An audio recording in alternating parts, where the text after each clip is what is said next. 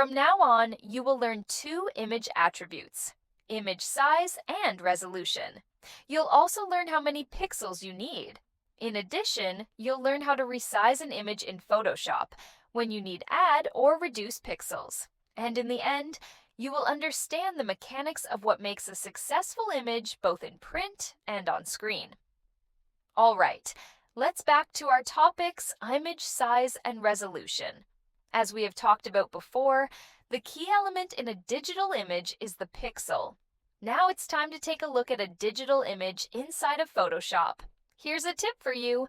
If you want to zoom in on a photo press and hold the Z key, then drag to the right side.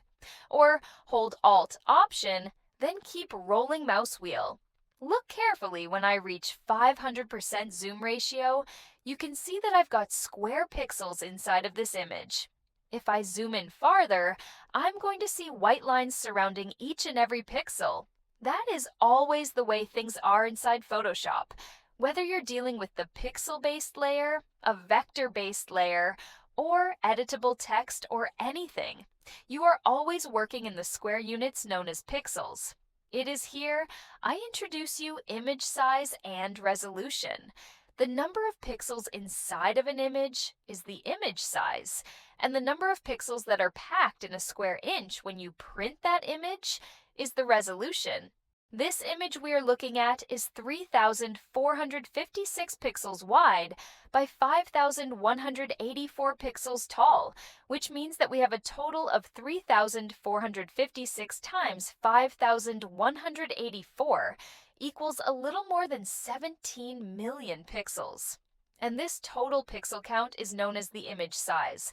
Image size describes the pixel dimensions and the total pixel count. We can say there are 17,915,904 pixels in this photo. But the resolution is only 72. It is what's commonly known as a low-resolution image. Resolution is a different attribute, and it is the number of pixels packed into a linear inch or a millimeter. Our image just happens to have a resolution of 72 pixels per inch. Oh, by the way, we have mentioned linear inch. This is a unit of measurement for length. Linear emphasizes that it's a straight line measurement. You can measure resolution in terms of millimeter or centimeters or whatever you have, but it's always linear. So in other words, I have 72 pixels per horizontal inch, as well as 72 pixels per vertical inch, or a total of 82,944 pixels per square inch. Remember, resolution applies to print only, and it is 100% meaningless on screen. It doesn't matter, this image has a resolution of 100 pixels per inch or 300 pixels per inch. It's going to look exactly the same on screen, whether viewed here inside Photoshop or on the web or on any other digital display device. So, now, you may be wondering, does different screens have different resolutions? They definitely do. If you compare gaming monitor, Apple's monitor, and regular monitor, you will see the different resolutions. Will that make difference on viewing? Yes, it will. Higher resolution will make everything on screen smaller. Smaller resolution will make icons on screen larger. Let's get back to Photoshop. Click Image tab on the menu bar, then Image Size. Here, let's uncheck the resample box and start change the number in resolution box. We'll talk about why to uncheck it later on. Notice what's happening when you change the number larger and larger. The width and height are becoming smaller and smaller. It is same as when you change your screen display settings to different resolution. The resample serves adding or reducing pixel in Photoshop. If you just want to change resolution to determine the size for print, you can uncheck the box. Otherwise, just leave the default setting as it is. Notice there is an icon like chain link on the left side of width, height, and resolution. If you uncheck the resample box, the icon will connect width, height, and resolution all together. At this time, what you change will affect printing size. If you check the resample box, what you change is the pixels of the whole picture.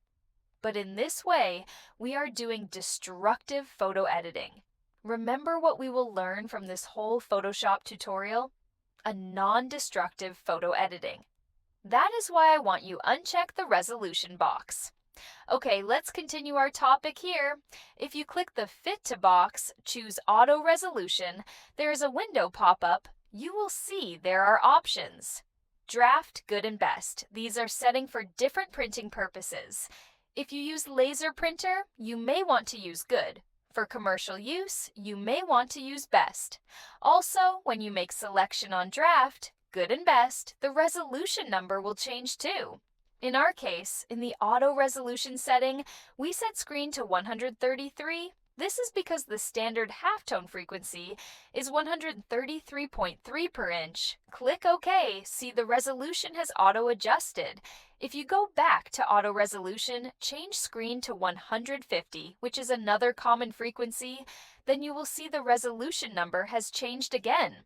In our case, the photo has a high resolution already. But if you use low resolution photo, make sure on the Good option, resolution is not lower than 220.